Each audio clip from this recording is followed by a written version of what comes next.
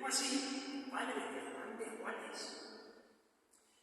Entre 1525 y 1530 pintó el Salvador Eucarístico, para el retablo mayor de la Catedral de Segovia. Bien, pues tuvo que ir a la sede de Valencia, la catedral, a copiar el Santo Cáliz para incluirlo en su obra.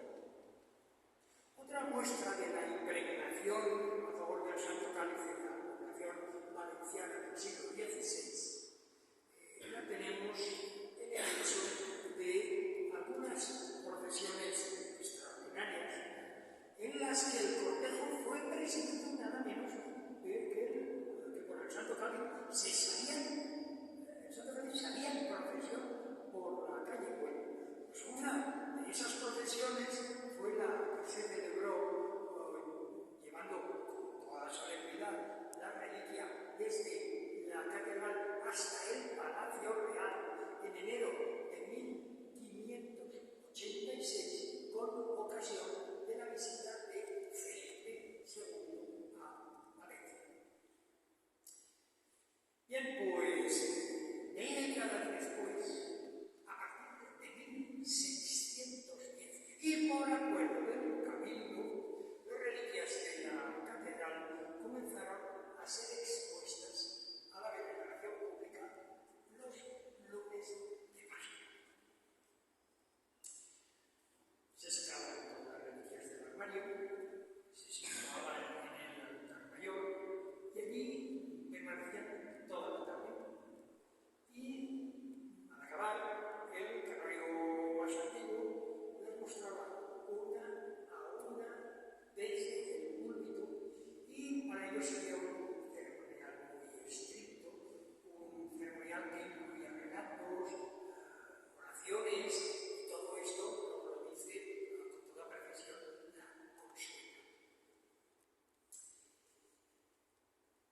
Año 1585.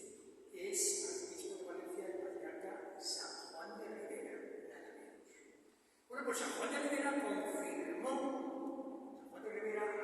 habló la devoción hacia el Santo Cáliz con dos iniciativas de gran importancia. La primera fue la organización de una magna procesión en la que la Santa Copa fue llevada por las calles, por las plazas de la ciudad, acompañada de un tremendo, grandioso cortejo profesional que recorrió el mismo itinerario que la procesión del Corpus. La segunda iniciativa del patriarca fue la instauración en 1608 de, por tanto, la fiesta anual del Santo Cáliz, que hoy se sigue celebrando. Bueno, pues es que esta idea no se le ocurrió al patriarca, realmente se le ocurrió a un canónigo, el canónigo Honorato Figuerola. El canónigo Figuerola, aquel mismo año, poco antes de morir, había propuesto en su testamento acrecentar la devoción que ya se venía profesando al Santo Cáliz, pero él quería vigorizar esa devoción valenciana al Santo Cáliz. Para lo cual, en su testamento le daba 22.000 libras, una pequeña fortuna, para que cada año se celebrase lo que decía, una fiesta muy solemne en honor al Santo Cáliz y a la preciosa sangre del Redentor. En el texto del testamento, el generoso canónigo Figuerola decía que esa fiesta pues, tenía que cumplirse con unos ciertos detalles. Por ejemplo, se tenían que celebrar dos procesiones, una claustral, sin salir de la iglesia, y otra pública, por la calle. Y en ambas procesiones había que llevarse el Santo Cáliz en un ostensorio, como en un relicario, y para ese ostensorio él asignaba otras 1.000 libras para su construcción. Bueno, pues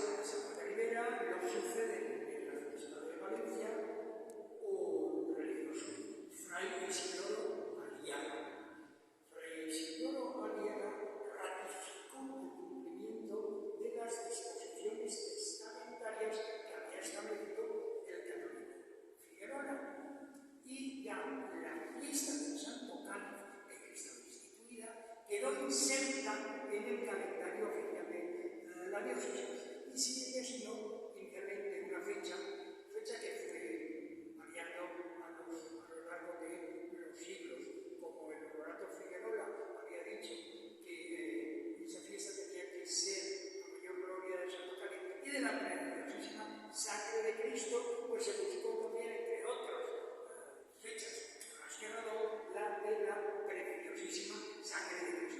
Y no se puede, es decir, fue cambiando de lugar en el calendario. En cualquier caso, el arzobispo Aliaga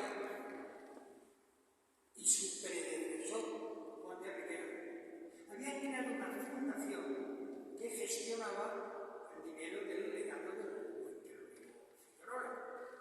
Era una fortuna. Y esa fundación que gestionaba esos caudales, pues había hecho posible el mandato del canónigo, es decir, que cada año pudiera costearse la fiesta del Santo Cáliz y que se celebrara con gran solemnidad. Y así se venía haciendo.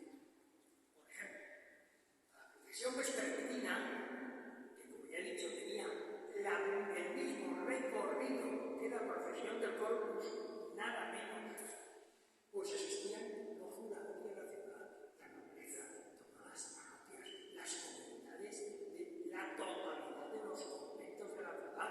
Es decir, era una procesión general de la ciudad. Y en aquellos años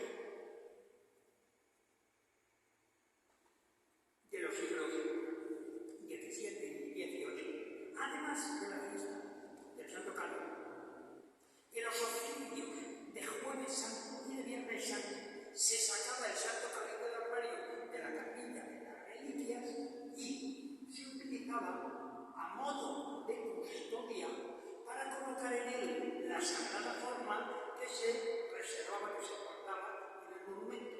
Bueno, esta costumbre tuvo un final dramático el día 3 de abril de 1744. ¿Qué pasó? Aquella tarde del 3 de abril de 1744. Era un Viernes Santo y el Santo Cáliz, aquel Viernes Santo, sufrió un grave percance. El arcediano mayor, un cargo del camino, canónigo y arcediano mayor de la catedral, llamaba don Vicente Frígola, Venezuela, don Vicente Frígola. Pues don Vicente Frígola actuaba de presto, es decir, presidía la celebración en aquellos oficios de Viernes Santo. Y al ir a sacar la sagrada forma del Santo Cáliz, se le desprendió la copa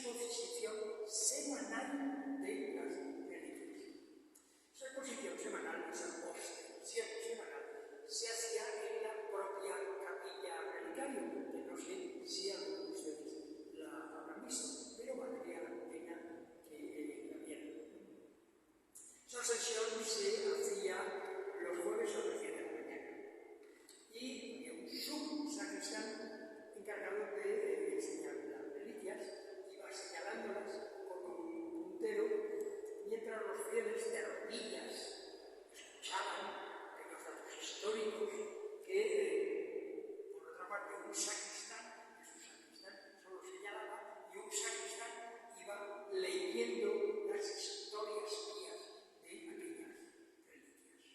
Bien, he dicho que los visitantes escuchaban de rodillas. Me pregunto, ¿de rodillas ante el Santo Cáliz? ¿Es debido eso de arrodillarse ante el Santo Cáliz?